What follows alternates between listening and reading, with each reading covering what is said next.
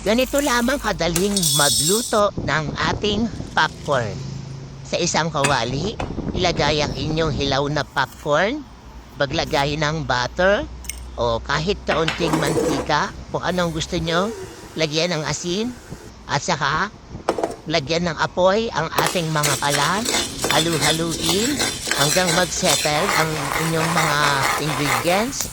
Pagkatapos ay takpan, antayin nyo lamang itong magsilaki. O, di ba? Nakikita nyo? Pero halu-haluin nyo pa rin at nang hindi ito masunog. Pwede nyo nang bawasan ang inyong mga apoy at kung sakali mang ito ay nasusunog, pakihinaan nyo uli. O, ayan, nakikita nyo? Unti-unting lumalaki. O, diba? Ang bilis maluto. Kaya enjoy. Thank you for watching.